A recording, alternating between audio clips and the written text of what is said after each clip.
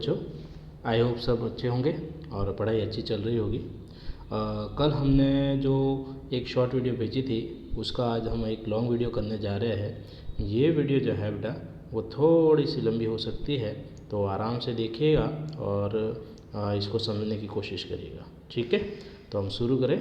देखिएगा, जो first question आ रहा है उसमें ये पूछ रहा है कि CH CO CC and C11C, ये जो चारों दे रखे हैं उनके बढ़ते क्रम में आपको जमाना है। तो इन चारों ऑप्शन में आप चेक करिएगा और कल शॉर्ट वीडियो में देखा ही होगा कि आपका इसका आंसर वैसे पहला है। तो ये क्यों है वो हम आज समझेंगे। देखिएगा, इसमें सबसे बड़ी जो लेंथ होती है वो C सिंगल बॉन्ड C की होती है। उसका रीज़न समझिएगा कि CC जो है ये कार्बन होता है आपके 6 नंबर पे, और जब इसका हम इलेक्ट्रॉनिक विन्यास लिखते हैं तो इसका P कक्षक जो है वो ओवरलैपिंग में काम आता है, यानी बंध बनाने में भाग लेता है। वही सेम चीज़ जो दूसरा कार्बन है वो भी लेता है, और दोनों ही सिंगल बॉन्ड बना रहे हैं। और सिंगल बॉन्ड होता है आपका सिग्मा बॉन्ड, और सिग्मा बॉन्ड की लंबाई थोड़ी सी ज़्यादा होती है। समझ गए होंगे ये बात, ठीक है। और दोनों PP कक्षक होने के कारण इसकी लंबाई सबसे ज़्यादा होती है। उससे थोड़ा कम देखिएगा, कार्बन और ऑक्सीजन की बात करें तो यहाँ जो कार्बन है उसका तो P कक्षक ले रहा है और ऑक्सीजन का भी है हमारा P कक्षक। तो हमारे हिसाब से दोनों साइज में बराबर होने चाहिए, क्योंकि एक कार्बन है और एक ऑक्सीजन, देखो दोनों के आपका पी पाई वाला काम में आ रहा है। और थोड़ा समझिएगा कि ऑक्सीजन के ऊपर आपके जो लोन पेयर होते हैं वो उसको इलेक्ट्रॉन जो है वो कार्बन के इलेक्ट्रॉन को अपनी तरफ खींचते हैं, और अपनी तरफ खींचने से ये थोड़ी सी लंबाई क्या हो जाएगी, कम हो जाएगी। इसका आंसर हो जाएगा कि विद्युत ऋणता ज़्यादा होने के कारण ये बंध थोड़ा सा कम हो जाता है। नेक्स्ट देखिएगा, यहाँ पे आप C देख पा रहे हो। C में एक तो हो गया आपका सिग्मा बॉन्ड और एक हो गया पाई बॉन्ड। और जैसे सिग्मा और पाई दो है और डबल बॉन्ड है, तो डबल बॉन्ड तो आपको पहले ही पढ़ाया हुआ है कि सिंगल बॉन्ड से डबल बॉन्ड छोटा होता है, तो यानी ये थर्ड नंबर पे आ जाएगा। और लास्ट है गया CH, है ना। तो थोड़ा समझिएगा कि CH बंध की जो लंबाई है वो सबसे छोटी होती है। उसका रीज़न समझिएगा कि इसमें जो कार्बन है उसका तो P कक्षक भाग ले रहा है, जबकि हाइड्रोजन का S कक्षक भाग ले रहा है, और इनके बीच में ओवरलैपिंग सबसे ज़्यादा होती है। ओवरलैपिंग का मतलब होता है दोनों एक दूसरे के पास बहुत ज़्यादा पास आते हैं, है ना। इसे हम हिंदी में अतिव्यापन कहते हैं। तो सबसे ज़्यादा अतिव्यापन P और S में होगा, और इस वजह से सबसे छोटी लंबाई इसी की होगी अंदर की तरफ होने से। तो यहाँ पे वापस समझिएगा, ये कह रहा बढ़ता क्रम है तो सबसे छोटा आपका CH, ये देखिए, दूसरा फिर आपका C, फिर CO और फिर C सिंगल बॉन्ड C होगा। आगे बढ़े दूसरे क्वेश्चन में। देखिएगा दूसरा क्वेश्चन क्या कह रहा है। दूसरा क्वेश्चन कह रहा है कि मेथाइल अल्कोहल जो है या मेथिल अल्कोहल जो है CH3COOH वो अगर गैस में रूपांतरित कर दे तो इसमें मुख्य रूप से अंतर आणविक बल जो है अथवा आबंध पर काबू पाया जा सकता है। तो देखते हैं कि भाई कौन से अंतराणविक आकर्षण बल पर काबू पाया जाता है। यहाँ हमारे पास 4 अंतराणविक आकर्षण बल लिखे हुए हैं।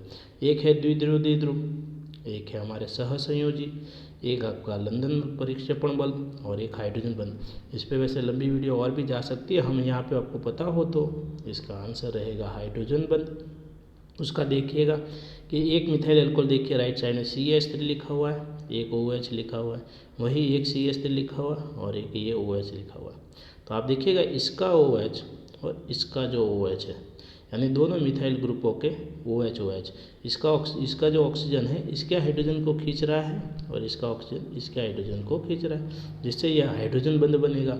और जैसे ही आप गैस में रूपांतरित करोगे तो सबसे पहले इस यहाँ से ये ब्रेक हो जाएगा, और ये ब्रेक होने की वजह से आप इसको दूर कर दोगे तो सबसे पहले काबू पाया जा सकता है किस पर, हाइड्रोजन बंध पर। समझ में आ गया होगा मेरे हिसाब से। तीसरे क्वेश्चन की ओर चलते हैं। तीसरा क्वेश्चन बेटा क्या कह रहा है देखिएगा। तीसरा क्वेश्चन कह रहा है SiCl4 जो दिख रहा है उसके साथ सहसंरचनात्मक नहीं है। सबसे बड़ी बात नहीं है पूछ रहा है ना। तो हम पहले देखते हैं कि SiCl4 देखते हैं। इस SiCl4 के सिलिकॉन है, और सिलिकॉन के बाह्यतम कोष में होते हैं 4 इलेक्ट्रॉन, राइट। और हर क्लोरीन जो है वो एकल बंध से जुड़ा होता है, तो 4 इलेक्ट्रॉन इसके यानी 4 बंध इसके। तो आपको बताया हुआ है कि 4 + 4 कितने होंगे 8, 8 में 2 का भाग लगेगा 4 आएगा और 4 से बनेगा sp3। ये 11th क्लास का ही टॉपिक है, तो आई थिंक सबको आ ही रहा होगा sp3 संकरण हमारा, ठीक है। चलो जी आगे बढ़ते हैं सॉरी। तो sp3 संकरण आ गया। अब आगे बढ़ते हैं कि हमें ये पता चल गया कि SiCl4 में sp3 संकरण होता है। तो आगे देखते हैं कि इन चारों ऑप्शन में से सबके पास में संरचनात्मक जो है वो सेम रहेंगे। जैसे आप SO4 देखिएगा, SO4 में आप ध्यान से देखोगे तो 6 + 2 और बटे 2 करके आपको भाग दोगे, इसमें भी sp3 आ रहा है। ये थोड़ा बाद में आप रोक के देख लेना वीडियो। PO43 माइनस है, उसमें भी संकरण में sp3 आ रहा है। NH4+1 है, उसमें भी sp3 आ रहा है। ये निकाला हुआ है, वैसे नहीं समझ में आया तो कमेंट कर दीजिएगा कि कैसे किया है। फिर आगे बढ़ते हैं। तो यहाँ पे इन 3 ऑप्शन में यानी SO4 में, PO3 माइनस में और NH4 में, ये तीनों ही sp3 संकरण है, जैसा कि आपके SiCl4 में। बस एक ही बचा सल्फर क्लोराइड है ये, तो सल्फर टेट्राक्लोराइड, उसमें आपके सल्फर के भाइतम कोश में 6 होंगे, फिर 4 प्लस करेंगे और 2 का डिवाइड करेंगे तो 5 आएगा। ये हो जाएगा sp3D, समझ गए होंगे। तो इसका मतलब ये थोड़ा अलग है, इसके लिए इसका आंसर जो रहेगा वो रहेगा आपका डी। मेरे हिसाब से समझ में आ गया होगा, है ना जी। आगे बढ़ेंगे, अब आगे आते हैं। लो जी आगे बढ़ते हैं और क्वेश्चन नंबर 4 पे चलते हैं। थोड़ा 4th वाला क्वेश्चन थोड़ा सा ध्यान से देखिएगा कि इसमें कह रहा है कि सहसंयोजिता के बढ़ते हुए क्रम में निम्न में से किसको प्रस्तुत करेंगे। सहसंयोजित का मतलब समझिएगा कि सहसंयोजी आबंध, तो उसके लिए कुछ चीज़ें जो बोल रहा हूँ वो थोड़ा सा ध्यान रखें, ठीक है। देखना क्या कह रहा है। सहसंयोजी कौन होता है, ये फैजांस के नियम पर काम करता है। 11th क्लास के अंदर 4th चैप्टर ही है ये हमारा, और 4th चैप्टर में फैजांस रूल पढ़ाया हुआ है। तो देखिएगा कि ये कहता है कि धनायन परमाणु पर धनावेश ज़्यादा हो। समझना बात को, जो धनायन परमाणु होता है उस पर क्या ज़्यादा होना चाहिए, धनावेश, ठीक है। और अगर धनायन और ऋणायन जो है जो जुड़े हुए हैं उनकी विद्युत ऋणता में अंतर बहुत कम होना चाहिए। ये 2 चीज़ें समझना, वापस समझिएगा। धनावेश पे तो धनायन पे तो धनावेश होना चाहिए ज़्यादा से ज़्यादा, और दोनों के अंदर जैसे हम यहाँ पे एक एग्जांपल लेंगे तो पता चल जाएगा। धनायन और ऋणायन के बीच में विद्युत ऋणता का अंतर कम होना चाहिए, अंतर कम हो। तो आप क्वेश्चन चेक करिएगा इसके अंदर कि यहाँ पे हमारे पास एक है NaCl, एक है LiCl और एक है BeCl2। तो जो हम कह रहे हैं कि धनायन पे प्लस ज़्यादा होना चाहिए, तो देखिए NaCl का अगर अलग करें तो Na पे +1 आता है। लिथियम क्लोराइड को भी तोड़े तो लिथियम +1 आता है। बेरियम क्लोराइड को तोड़े तो बेरियम +2 आता है। देखो ध्यान से पहले से क्वेश्चन हो जाता है कि बेरियम +2 जो है इसमें प्लस देखो सबसे ज़्यादा है, इसलिए सबसे ज़्यादा इसमें सहसंयोजी गुण होगा। तो हमारे पास बेरियम क्लोराइड यहाँ पे भी है, बेरियम क्लोराइड यहाँ पे भी है, सबसे ज़्यादा 2 है। इसका मतलब हमारे पास A या C में से कोई आंसर होगा। तो यहाँ पे ये तो क्लियर हो गया इन दोनों का। अब बात करते हैं इन दोनों की। NaCl और लिथियम क्लोराइड की बात करें तो NaCl और लिथियम क्लोराइड में अगर आकार के बेस पे भी चले जाओगे तो पता चल जाएगा कि ऊपर से नीचे आएंगे तो लिथियम का आकार थोड़ा सा छोटा और Na का थोड़ा सा बड़ा होगा।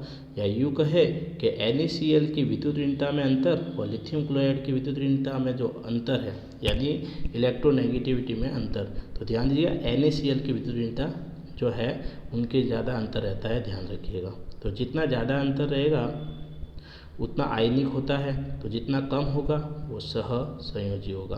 तो ध्यान दीजिएगा, इसका मतलब ये हो गया कि लिथियम क्लोराइड जो है उनके बीच में विद्युत ऋणता का अंतर कम है, और विद्युत ऋणता का अंतर कम है तो ये LiCl सेकंड नंबर पे आएगा, और NaCl में विद्युत ऋणता का अंतर सबसे ज़्यादा है। विद्युत ऋणता का मतलब Na और Cl के बीच में Cl इलेक्ट्रॉन बहुत ज़्यादा खींच रहा है सोडियम का, बात ये समझिएगा आप, ठीक है।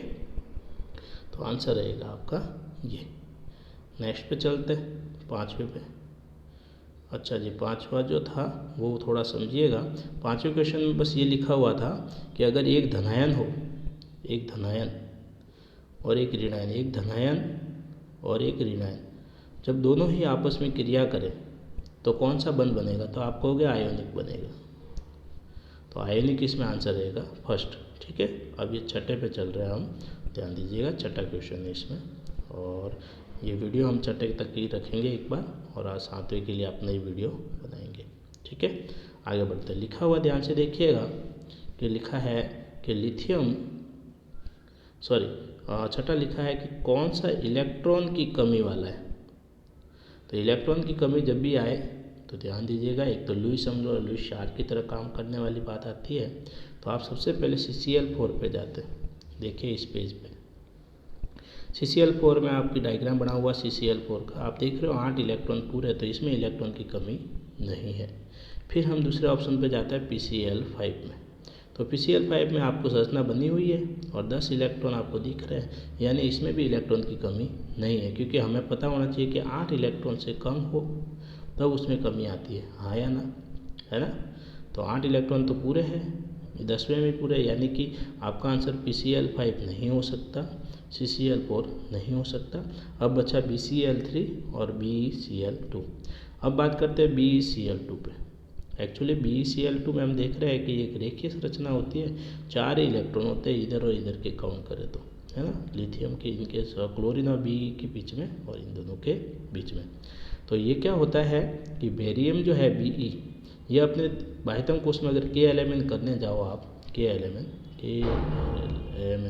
तो उसमें 2 और 2 इलेक्ट्रॉन होते हैं, किसके लिए, बेरियम के। और आपको पता होना चाहिए बेरियम 2 इलेक्ट्रॉन त्याग लेता है और इससे वो आयनिक बंध बना लेता है, तो उसके इलेक्ट्रॉन की कमी वाला सिस्टम यहाँ लागू करेगा नहीं, इसलिए बेरियम क्लोराइड भी नहीं होता। बस एक बचा है बोरॉन ट्राइक्लोराइड। तो BeCl3 है ये। तो BeCl3 के अंदर इलेक्ट्रॉन 6 है हमारे पास में, है ना। कैसे सर, देखो B और Cl के बीच में 2, ये 2, ये 2 और ये 2, 6, तो 8 इलेक्ट्रॉन है, यानी ये लुईस ऑक्टेट का पूरा नहीं कर रहा है। ठीक है, तो हमारा आंसर रहेगा BeCl3।